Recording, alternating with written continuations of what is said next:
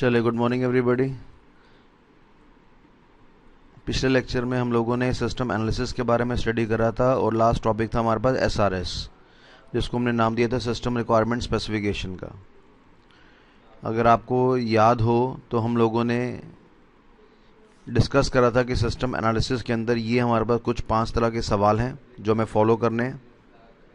ठीक है जी।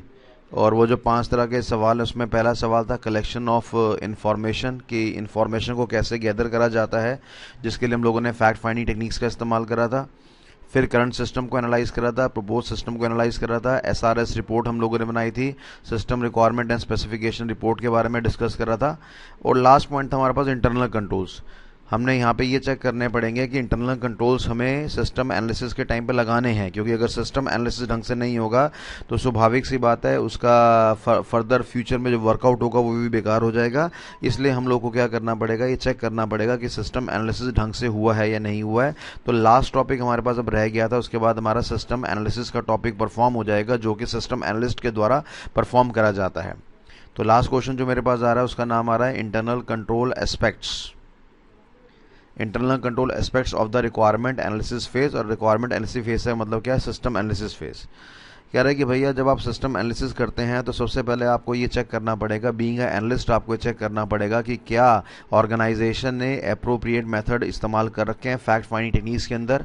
अगर आपको याद होगा कि फैक्ट फाइंडिंग टेक्निक्स में कौन कौन से मेथड्स है, तो आपको याद होगा हमारे पास डू IQ नाम का टॉपिक था, डॉक्यूमेंटेशन हो गया, ऑब्जर्वेशन हो गया, इंटरव्यू हो गया, क्वेश्चनरे हो गया। ये 4 मेथड्स हैं हमारे पास। तो क्या इन 4 मेथड्स का हम लोगों ने बढ़िया तरीके से प्रयोग करा, बढ़िया तरीके से इस्तेमाल करा कि नहीं करा, तो ये चीज़ हमें यहाँ पे चेक करना पड़ेगा। हमें ये चेक करना पड़ेगा कि जो हमारा न्यू सिस्टम, जो हमारा करंट सिस्टम था, जो हमारा ओल्ड सिस्टम था, जो हमारा एग्जिस्टिंग सिस्टम था, क्या वो ढंग से प्रॉपरली काम कर पा रहा था कि नहीं कर पा रहा। स्वाभाविक सी बात है, नए सिस्टम की तरफ अगर आप डाइवर्ट हो रहे हैं तो पुराने वाले में कुछ ना कुछ कमी थी, इसलिए हमें नए में जाना पड़ा। तो वो कमी क्या थी पुराने सिस्टम के अंदर, वो हमें पता लगानी पड़ेगी ताकि वही कमियां नए सिस्टम में ना आ सके। उसके बाद हमें यहाँ पे ये भी स्टडी करना पड़ेगा कि यह जो प्रपोज सिस्टम है, जो हमारा आने वाला सिस्टम है, जो हमारा नया सिस्टम है, उसकी क्या क्या रिक्वायरमेंट्स हैं और क्या क्या वो रिक्वायरमेंट्स प्रॉपरली हम लोगों ने लिस्ट करी है, क्या हम उसको प्रॉपरली मार्केट से कैप्चर कर पा रहे हैं कि नहीं कर पा रहे हैं। उस चीज़ को भी हमें क्या करना पड़ेगा, चेकआउट करना पड़ेगा। यानी इसके लिए भी हमें प्रॉपर इंटरनल कंट्रोल्स का इस्तेमाल करना पड़ेगा, जो ये वेरीफाई कर लेंगे, जो चेक कर लेंगे कि क्या प्रॉपरली रिक्वायरमेंट एनालिसिस की जो नए सिस्टम के अनुसार रिक्वायरमेंट्स है उसका ढंग से इंप्लीमेंट हो पा रहा है कि नहीं हो पा रहा है। ठीक है जी। इसके बाद हमारे पास क्या आ रहा है, need to make sure that domain experts are involved in the face. यानी क्या मतलब है, डोमेन का मतलब क्या होता है, एरिया। यानी हमारे पास एरिया के बंदे जो एक्सपर्ट हैं वो इन्वॉल्व होने चाहिए। अगर लेटेस्ट हमारा इन्वेंट्री का सिस्टम है तो इन्वेंट्री का एक्सपर्ट वाला आदमी होना चाहिए। अगर हमारे पास स्टॉक एक्सचेंज वाले कैटेगरी तो स्टॉक एक्सचेंज कैटेगरी का एक्सपर्ट इन्वॉल्व होना चाहिए, क्योंकि अगर ये लोग इन्वॉल्व होंगे तो ये बिजनेस के बारे में आपको ज़्यादा बेहतरीन, ज़्यादा बढ़िया इन्फॉर्मेशन दे पाएंगे, ज़्यादा अच्छी इन्फॉर्मेशन दे पाएंगे। तो उस तरह के आदमी का भी इन्वॉल्व होना यहाँ पे रिक्वायर्ड है। ठीक है जी। तो जनरल सी बातें हैं हमारे पास, फैक्ट फाइंडिंग टेक्निक्स का बढ़िया से इस्तेमाल होना चाहिए, पुराने सिस्टम को एनालाइज करना पड़ेगा, नया सिस्टम को एनालाइज करना पड़ेगा, और एनालिसिस करते समय हमें डोमेन एक्सपर्ट्स का भी इस्तेमाल करना पड़ेगा, उनकी इन्वॉल्वमेंट भी इंडिकेट करनी पड़ेगी, तब जाकर हमारे पास काम हो पाएगा। और इसी के साथ ये हमारा एरिया खत्म होता है।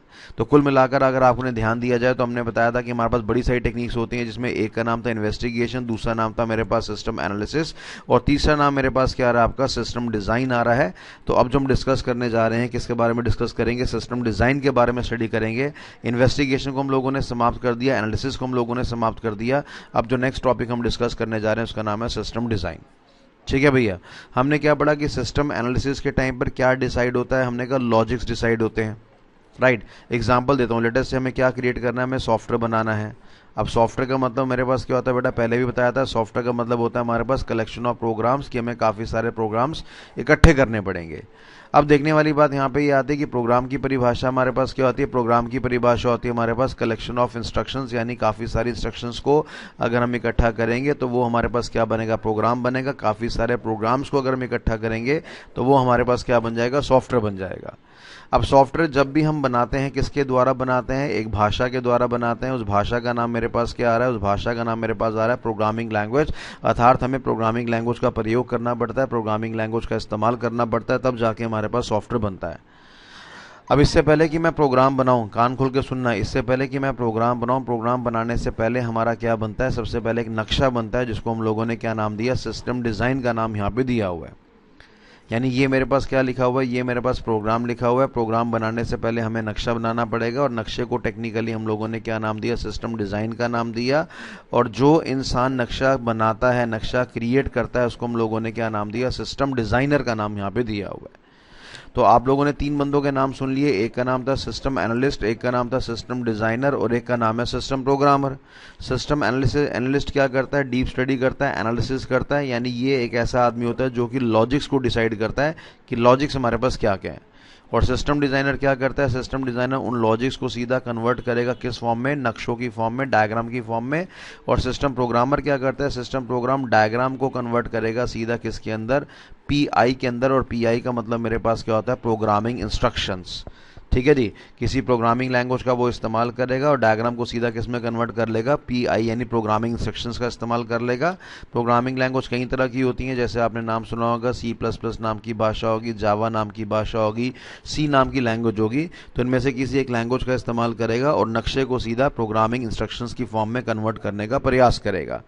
तो छोटी सी बात मैं ये कहता हूँ कि लेटर से अगर आज हम लोगों को एक बिल्डिंग बनानी है, बिल्डिंग का नक्शा बनाना, बिल्डिंग बनानी है, बिल्डिंग की कंस्ट्रक्शन करनी है, तो कंस्ट्रक्शन बाद में होगी। सबसे पहले आर्किटेक्चर साहब क्या करेंगे, सबसे पहले आर्किटेक्चर साहब इस बिल्डिंग का नक्शा यानी इसका मैप डिज़ाइन करेंगे। तो वो आर्किटेक्चर मेरे पास क्या हो गया, वो आर्किटेक्चर मेरे पास सिस्टम डिज़ाइनर हो गया। क्या स्ट्रेट अवे बिल्डिंग बनाना पॉसिबल नहीं है, स्ट्रेट अवे बिल्डिंग बनाई जा सकती है, पर कल को अगर किचन का साइज़ छोटा करना है या बड़ा करना है तो उसके लिए पूरी बिल्डिंग का, पूरे कमरों का साइज़ चेंज करना पड़ जाएगा, तोड़ा ताड़ी करनी पड़ जाएगी और तोड़ने में काफ़ी नुकसान हो जाएगा। तो आर्किटेक्चर साहब सबसे पहले क्या करेंगे, वो सीधा एक नक्शा बनाएंगे। नक्शा जब बढ़िया बन जाएगा तो वो फिर ठेकेदार को देंगे और ठेकेदार मजदूरों से क्या करेगा, वो बिल्डिंग बनवाएगा। उसी तरीके से अगर आज हमें प्रोग्राम बनाना है तो सबसे पहले हम क्या करते हैं, प्रोग्राम बनाने से पहले प्रोग्राम का हम लॉजिक डिसाइड करते हैं। और लॉजिक कौन डिसाइड करता है, सिस्टम एनालिस्ट नाम का आदमी डिसाइड करता है। फिर लॉजिक के बाद हम क्या करते हैं, इस लॉजिक को हम सीधा मैप में कन्वर्ट करते हैं। कौन कन्वर्ट करेगा, हमने कहा ये कन्वर्ट करेगा सिस्टम डिज़ाइनर नाम का इंसान उसको कन्वर्ट करेगा। और फिर देखने वाली बात है, मैप से हम सीधा किस में कन्वर्ट करेंगे, मैप से सीधा हम इसको प्रोग्रामिंग इंस्ट्रक्शंस में कन्वर्ट करेंगे। और प्रोग्रामिंग सेक्शन में कन्वर्ट कौन करेगा, सिस्टम प्रोग्रामर करेगा। तो प्रोग्रामर एक ऐसा इंसान होता है जो किसका इस्तेमाल करता है, प्रोग्रामिंग लैंग्वेज का इस्तेमाल करता है, ताकि वो मैप को सीधा किस में कन्वर्ट कर सके, प्रोग्रामिंग इंस्ट्रक्शंस में कन्वर्ट कर सके। तो अगर मैं बोलता हूँ बेटा लॉजिक्स कौन डिसाइड करेगा, तो आप क्या बोलेंगे, सिस्टम एनालिस्ट डिसाइड करेगा। नक्शा कौन बनाएगा, सिस्टम डिज़ाइनर बनाएगा। और आखिरकार प्रोग्राम कौन लिखेगा, प्रोग्राम लिखेगा प्रोग्रामर। किसकी मदद से लिखेगा, प्रोग्रामिंग लैंग्वेज की मदद से लिखेगा। तो सिस्टम डिज़ाइन का मतलब एक तरह से क्या होता है, सिस्टम डिज़ाइन का मतलब होता है लॉजिक्स को, सिस्टम डिज़ाइन का मतलब क्या होता है, लॉजिक्स को सीधा मैप में कन्वर्ट करना। और इस क्रिया को हम लोगों ने क्या नाम दिया, इस प्रोसेस को हमने नाम दिया सिस्टम डिज़ाइन। और आखिरकार ये सिस्टम डिज़ाइन कौन करेगा, हमने कहा आखिरकार ये काम करेगा एक इंसान का नाम है सिस्टम डिज़ाइनर। तो ये हमारे पास इन्फॉर्मेशन है सिस्टम डिज़ाइन के बारे में जिसको हम लोगों ने स्टडी करा। तो पहले हम लोगों ने प्रिलिमिनरी इन्वेस्टिगेशन कर लिया, उसके बाद एनालिसिस कर लिया। अब हम क्या करेंगे, अब हम सीधा लॉजिक्स को सीधा नक्शों की फॉर्म में कन्वर्ट करेंगे। जो इंसान कन्वर्ट करेगा वो सिस्टम डिज़ाइनर होगा। और इस फेज़ को हम लोगों ने क्या नाम दिया, सिस्टम डिज़ाइन का नाम यहाँ पे दिया हुआ है। ठीक है बेटा। तो अब सिस्टम डिज़ाइन की अगर मैं बात करता हूँ तो सिस्टम डिज़ाइन से हमारा यहाँ पे एक सवाल आता है, यानी सिस्टम डिज़ाइन से हमारा क्या सवाल आता है कि बताइए सिस्टम डिज़ाइन के टूल्स कितने सारे हैं हमारे पास, ये सवाल हमारे पास आता है। या आपके मॉड्यूल ने पता क्या कर रखा है, उसने सिस्टम डेवलपमेंट टूल्स का नाम यहाँ पे दिया हुआ है। ध्यान दीजिए, ऑफिशियली इसका नाम होना चाहिए कि सिस्टम डिज़ाइन टूल्स के बारे में आप इन्फॉर्मेशन दीजिए, पर अभी इन लोगों ने क्या करा, इन लोगों ने सिस्टम डेवलपमेंट टूल्स के नाम से भी सवाल दे दिया है। तो एग्जाम में अगर सवाल आता है कि बताइए सिस्टम डेवलपमेंट टूल्स के बारे में बताइए, तो आप समझ जाना ये सीधा सिस्टम डिज़ाइन टूल्स के बारे में बता रहा है कि कितने तरह के टूल्स, कितने तरह के हथियार हमारे पास अवेलेबल हैं जिससे हम लॉजिक्स को सीधा मैप की फॉर्म में, नक्शे की फॉर्म में कन्वर्ट कर सकते हैं। उसके बारे में यहाँ पे हमें पता लगाया जाएगा। ठीक है, तो मेरे पास बड़े सारे टूल्स हैं, बड़े सारे टूल्स हैं। कितने टूल्स हैं, मैंने कहा 10 टूल्स हैं मेरे पास ये सारे के सारे बड़े 10 टूल्स हैं। डेटा डिक्शनरी हो गया, फ्लो चार्ट हो गया, सिस्टम फ्लो चार्ट हो गया, डिसेंट टेबल हो गया, डिसेंट ट्री हो गया, ठीक है, डेटा फ्लो डायग्राम हो गया, सूडो कोड्स हो गए, इसको सूडो कोड्स कहते हैं, सूडो कोड्स हो गया, या केस टूल्स हो गया, डिसेंट ट्री हो गया, लेआउट फॉर्म्स हो गया, सिस्टम कंपोनेंट मैट्रिक्स हो गया। तो मैंने कहा भैया नक्शे बनाने के लिए मेरे पास एक हथियार अवेलेबल नहीं है, बल्कि नक्शे बनाने के लिए मेरे पास ये 10 हथियार अवेलेबल हैं। और इन 10 हथियार को टेक्निकली मैंने क्या करा, 5 भागों में कैटेगराइज कर दिया। ये जो 10 हथियार मेरे पास है इसको हमने क्या करा, 5 हेडिंग्स के अंदर कैटेगराइज कर दिया, जिसको हम लोगों ने क्या नाम दिया, types of system development tools का नाम यहाँ पे दे दिया। तो इससे पहले जो सवाल था उसने मोटी मोटी हेडिंग्स के बारे में आपको इन्फॉर्मेशन दिया, और ये जो आप एग्जाम्पल देख रहे हैं ये वही एग्जाम्पल है जो कि 10 का नाम था, वो 10 का नाम इसके अंदर आ गया। सॉरी, 5 कैटेगरी मैंने बोल दिया था, इसको 5 नहीं, अल्टीमेटली इन लोगों ने, आपके आईसीए के मॉड्यूल ने इसको 4 कैटेगरी में क्लासीफाइड करा हुआ है। टेक्निकली ये 5 भागों में क्लासीफाइड होते हैं, पर हमें चलना आईसीए के अनुसार है, तो जैसा आईसीए बोलेगा वैसे ही चलेंगे। तो आईसीए के अनुसार इन लोगों ने कितने वे में कैटेगराइज करा हुआ है, 4 भागों में कैटेगराइज करा हुआ है। तो पहला नाम मेरे पास क्या आ रहा है, component and flow of A system. दूसरा नाम मेरे पास आ रहा है यूजर इंटरफेस। तीसरा नाम मेरे पास आ रहा है आपका डेटा एट्रीब्यूट्स एंड रिलेशनशिप। और चौथा नाम मेरे पास आ रहा है आपका डिटेल्ड सिस्टम प्रोसेस। तो ये हम लोगों ने क्या करा, ये हम लोगों ने आपका 4 भागों में क्लासिफाइड करा हुआ है। तो याद करने का प्रयास करिए, components and flow of system, user interface हो गया, डेटा एट्रीब्यूट्स एंड रिलेशनशिप हो गया, और साथ में डिटेल्ड सिस्टम प्रोसेस हो गया। तो ये मेरे पास आपके 4 तरह के नाम हैं। और 4 तरह के नामों को अगर हमने समझना है तो सबसे पहले हमें ये 10 तरह की बातें समझनी पड़ेंगी, क्योंकि इन्हीं 10 वाली बातों को हम लोगों ने 4 भागों में कैटेगराइज्ड करा हुआ है। तो वो चीज़ अब हमें यहाँ पे डिस्कस करनी है। ठीक है बेटा, तो आप समझ गए होंगे सिस्टम डिज़ाइन क्या होता है। सिस्टम डिज़ाइन एक ऐसी कलाकारी है जहाँ पे लॉजिक्स को सीधा डायग्राम्स की फॉर्म में कन्वर्ट करा जाएगा। और डायग्राम मेरे पास एक नहीं है, डायग्राम मेरे पास बड़े सारे हैं, 10 तरह के डायग्राम है। इस 10 तरह के डायग्राम को मैंने कितने भागों में क्लासीफाइड करा हुआ है, 4 भागों में करा हुआ है। पहला नाम क्या था, components and flow of A system. दूसरा नाम यूजर इंटरफेस। तीसरा नाम डेटा एट्रीब्यूट्स एंड रिलेशनशिप। और चौथे नाम है मेरे पास डिटेल्ड सिस्टम प्रोसेस। ओके, तो ये मेरे पास इन्फॉर्मेशन हो गया। अब ये बारी बारी टॉपिक हमें डिस्कस करने हैं। आइए सबसे पहले टॉपिक डिस्कस करते हैं सीधा आपका फ्लो चार्ट। फ्लो चार्ट के बारे में क्या कहना चाहिए, बताना चाहिए। ये तो आप लोगों ने आईपीसीसी में करा होगा, पढ़ा होगा, और फ्लो चार्ट में आप लोगों ने काफ़ी सारे क्वेश्चंस करे होंगे। 10 नंबर का पेपर आपका आईपीसी में आता ही है, तो आपको ये बनाना आना चाहिए। चलिए, मैं समझता हूँ आपको नहीं आता, थोड़ा सा आपको हेल्पिंग हैंड देता हूँ और थोड़ी सी आपको बेसिक इन्फॉर्मेशन देता हूँ फ्लो चार्ट के बारे में। फ्लो चार्ट क्या है, मैंने कहा जी ये हमारे पास एक टूल है। ये टूल क्या करेगा, ये टूल करेगा हमारे लॉजिक्स को, ठीक है, सीधा मैप की फॉर्म में कन्वर्ट करने के लिए। ठीक है, अब इस फ्लो चार्ट के हमारे पास क्या पड़े हैं, इस फ्लो चार्ट के हमारे पास काफ़ी सारे कंपोनेंट्स पड़े हैं, बड़े सारे कंपोनेंट्स हैं।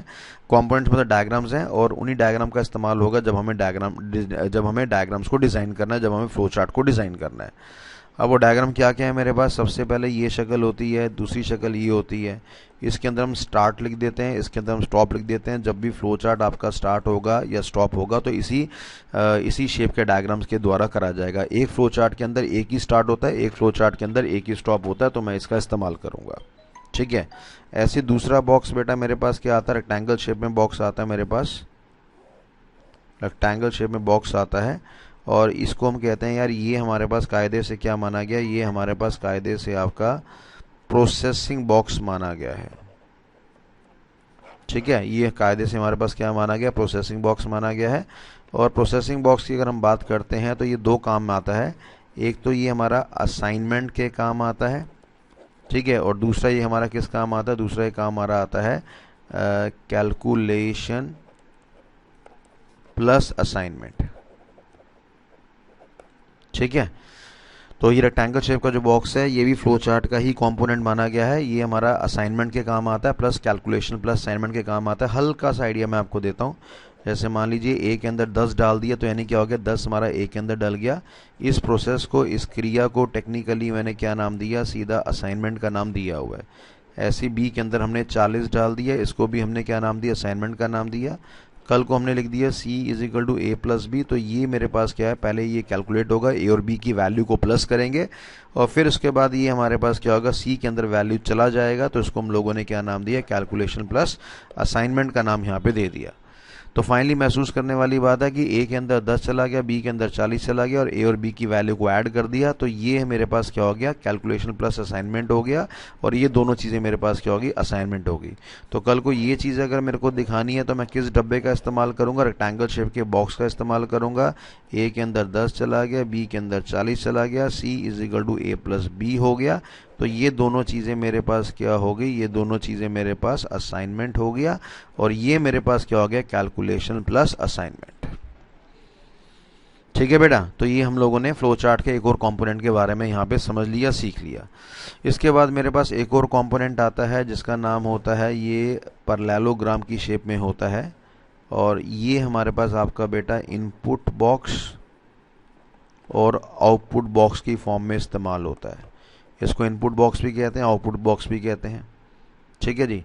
अब इनपुट बॉक्स से क्या मतलब है, अगर इस बॉक्स के अंदर मैंने क्या लिख दिया, रीड लिख दिया, रीड ए कोमा बी, तो क्या करेगा, ये यूज़र को बोलेगा चलो जी, यूज़र को क्या बोलेगा, चलिए जी वैल्यू डालिए, और पहली वैल्यू कहाँ जाएगी, ए के अंदर, और दूसरी वैल्यू कहाँ जाएगी, बी के अंदर।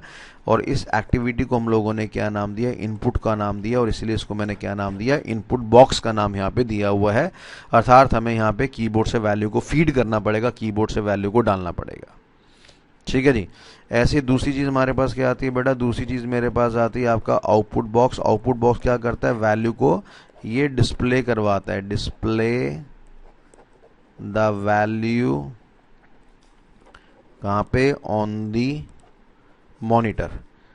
आपकी वैल्यू को मॉनिटर पे, स्क्रीन पे डिस्प्ले करवाएगा, इसको आउटपुट बॉक्स का नाम दिया है। या अगर आप चाहते हैं कि यार ये आंसर मॉनिटर में ना दिख के प्रिंटर में दिखे, तो ये काम भी आपके आउटपुट बॉक्स के द्वारा होता है। अब आउटपुट बॉक्स की बात करेंगे तो उसमें हमें यही पैरेललोग्राम का इस्तेमाल करना पड़ेगा, पर यहाँ पे रीड की जगह क्या करना पड़ेगा, प्रिंट करना पड़ेगा। जैसे प्रिंट डबल कोट्स, और मैंने यहाँ पे टैक्स लिख दिया, तो आपके जो कंप्यूटर का मॉनिटर है उसमें क्या आंसर नज़र आ जाएगा, टैक्स आ जाएगा। जो चीज़ डबल कोट्स के अंदर होगी वो चीज़ आपकी ऐसे की ऐसी आ जाएगी। डबल कोट से मतलब यहाँ पे क्या होता है, इन्वर्टेड कोमास। तो जो चीज़ आपकी डबल कोट्स के अंदर है वो आपकी चीज़ ऐसे की ऐसे ही आ जाएगी। ठीक है। एक बात का और ध्यान देना कि प्रिंट के लिए एक और डब्बे का इस्तेमाल होता है, कई बार इस तरह के बॉक्स का भी इस्तेमाल हम कर लेते हैं। इस तरह के बॉक्स का भी हमारा इस्तेमाल होता है। अगर मैं यहाँ पे लिखता हूँ प्रिंट डबल कोट्स में टैक्स, तो क्या होगा, ये भी मेरा आंसर मॉनिटर में आ जाएगा, जिसका नाम क्या आपका, डैट इज टैक्स। ठीक है। तो फाइनली हम लोगों ने कितने बॉक्स देख लिए, स्टार्ट हो गया मेरे पास, स्टॉप हो गया मेरे पास, प्रोसेसिंग बॉक्स हो गया मेरे पास, पैरेललोग्राम हो गया मेरे पास। ठीक है। और प्रिंट के लिए हम एक और डब्बे का भी इस्तेमाल कर सकते हैं, इसका भी इस्तेमाल कर सकते हैं। तो ये हमारा तीन तरह के कंपोनेंट्स हो गए, किसके, फ्लो चार्ट के तीन तरह के कंपोनेंट्स हो गए, जो कि हमारे लॉजिक्स को सीधा डायग्राम्स की फॉर्म में कन्वर्ट करने के लिए रिस्पॉन्सिबल है। ठीक है जी। इसके बाद चौथी चीज़ बेटा हमारे पास क्या आ रही है, चौथी चीज़ हमारे पास आती है, ये तो चीज़ होगी हमारे पास। अब नेक्स्ट चीज़ हमारे पास आती है आपका डिसीजन बॉक्स। इसको हम लोगों ने क्या नाम दिया, डिसीजन बॉक्स का नाम यहाँ पे दिया। और ये हमारे पास ये बॉक्स किस लिए होता है, it is implemented to perform the comparison operations via comparison operators. It is implemented to perform the comparison operation via comparison operators. ये comparison operations को perform करेगा comparison operators के द्वारा। ठीक है। comparison operations को perform करेगा किसके द्वारा, comparison operators के द्वारा। तो क्या मतलब है, यानी कंडीशन चेकिंग करेगा हमारे पास। और कंपैरिजन ऑपरेटर्स मेरे पास क्या होते हैं, लेस देन हो गया, ग्रेटर देन हो गया, लेस देन इक्वल टू हो गया, ग्रेटर देन इक्वल टू हो गया, नॉट इक्वल टू हो गया, इक्वल टू हो गया। इस तरह के साइन को हम लोगों ने क्या नाम दिया, सीधा नॉट इक्वल टू का नाम यहाँ पे दिया हुआ है। याद रखा जाए कि फ्लो चार्ट के अंदर आप लेस देन इक्वल टू ऐसे नहीं लिखेंगे, नंबर कट जाएंगे। ग्रेटर देन इक्वल टू आप ऐसे नहीं लिखेंगे, नंबर कट जाएंगे। आपको इसी तरीके से इस्तेमाल करना पड़ेगा लेस देन और ग्रेटर देन का साइन। ठीक है। तो कंडीशन चेकिंग हो जाती है हमारे पास। अब जैसे एग्जांपल देता हूँ मैं आपको, मैंने यहाँ पे एक फ्लो चार्ट बना दिया, स्टार्ट कर दिया। उसके बाद मैंने यहाँ पे एक वैल्यू एंटर करवा दी, मैंने कहा रीड एन। ठीक है। इसके बाद मैंने एक डिसीजन बॉक्स लगा दिया और यहाँ पे कंडीशन चेकिंग कर दी, क्या एन का वैल्यू 0 से बड़ा है, या तो येस होगा या नो होगा। और अगर एन का वैल्यू 0 से बड़ा होता है तो हमें क्या करना है, प्रिंट, मैंने एक मैसेज दे दिया यहाँ पे, डैट इज़ पॉजिटिव। ठीक है। और अगर ये बड़ा नहीं होता, नो मतलब क्या है, छोटा हो गया, यानी 0 से छोटा हो गया, तो हम लोगों ने यहाँ पे क्या मैसेज दे दिया, प्रिंट नेगेटिव। और लास्टली गेम हम लोगों ने यहाँ पे क्या कर दी, स्टॉप कर दी। अच्छा ठीक है, और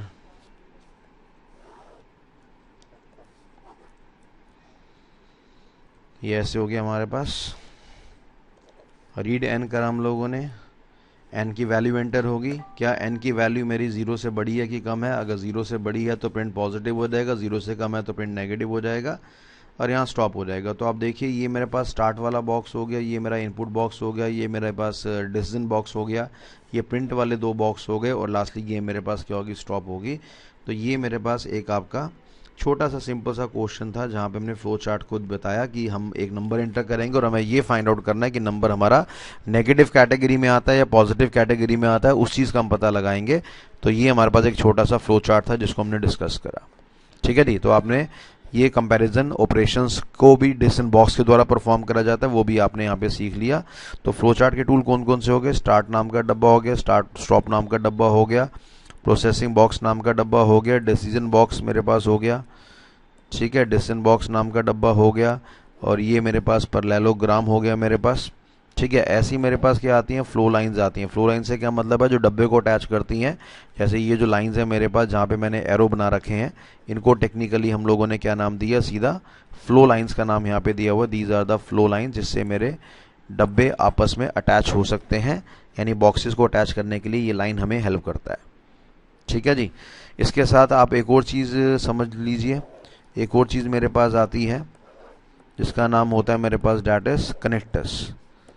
इसको कनेक्टर्स कहते हैं। कनेक्टर से क्या मतलब है? कई बार फ्लो चार्ट जो होता है वो आपका एक पन्ने में पूरा नहीं आ पाता, तो फ्लो चार्ट को हमें दूसरे पेज में लेके जाना पड़ता है, लेंदी फ्लो चार्ट होता है हमारे पास। तो उस तरह की कनेक्टिविटी को इंडिकेट करने के लिए हमारा कनेक्टर्स का इस्तेमाल होता है। कैसे इस्तेमाल होता है कनेक्टर्स का? फिलहाल ये हमारे लिए इतना मेजर क्वेश्चन नहीं है एग्जामिनेशन पॉइंट ऑफ व्यू से, तो बस आपको कंपोनेंट्स के बारे में इन्फॉर्मेशन होना चाहिए। कंपोनेंट्स क्या हैं? तो अगर मैं फ्लो चार्ट की बात करूंगा तो फ्लो चार्ट एक टूल है जो कि हमारे लॉजिक्स को सीधा डायग्राम की फॉर्म में कन्वर्ट करेगा, और हर फ्लो चार्ट के कुछ रूल्स एंड रेगुलेशंस होते हैं, यानी आपकी मर्जी नहीं चलेगी कि आप कोई भी डायग्राम कैसे भी बना लीजिए। आपको डायग्राम बनाना पड़ेगा और डायग्राम का फॉर्मेट आपको फॉलो करना पड़ेगा। पता होना चाहिए कि कौन सी शेप किस लिए बनाई जाती है, तब जाकर आप फ्लो चार्ट का बढ़िया इस्तेमाल कर सकते हैं। तो ये मेरे पास एक पहला टूल यहाँ पे समाप्त हो गया, जिसको टेक्निकली हमने क्या नाम दिया? सिस्टम फ्लो चार्ट का नाम यहाँ पे दे दिया। सॉरी, फ्लो चार्ट का नाम हमने यहाँ पे दे दिया। सिस्टम फ्लो चार्ट डिफरेंट चीज़ होती है। तो हमने क्या बोला? हमने ये बोला कि डिज़ाइन को हमने कितने भागों में तोड़ा हुआ था? 4 भागों में तोड़ा हुआ था, और टोटल हमारे पास कितने तरह के डिज़ाइन होते हैं? 10 तरह के डिज़ाइन होते हैं, और इन 10 तरह के डिज़ाइन को मैंने कितने वे में कैटेगराइज कर दिया? हमने कहा इसको 4 भागों में हमने कैटेगराइज कर दिया। ये 10 की 10 चीज़ों को हमने 4 भागों में कैटेगराइज कर दिया, जिसको हमने types of system development tools का नाम दिया। तो फिलहाल अभी जो हमने टॉपिक डिस्कस करा उसका नाम क्या? Flow chart. तो फ्लो चार्ट मेरे पास फाइनली यहाँ पर आपका समाप्त हो गया। ठीक है जी, चलिए आज के लिए इतना ही करते हैं, बाकी नेक्स्ट क्लास में देखेंगे, नेक्स्ट लेक्चर में देखेंगे। और अभी लेक्चर्स की फ्रीक्वेंसी थोड़ी मेरी बढ़ जाएगी, बीच में 2 हफ्ते से मैं आपको पढ़ा नहीं पाया, कुछ दिक्कत आ गई थी। तो चलिए अब इसके लेक्चर्स का फ्लो आपका धीरे धीरे बढ़ता रहेगा, और फॉलो करते रहिए आप। ठीक है, तो आज के लिए इतना ही, बाकी नेक्स्ट क्लास में मिलते हैं।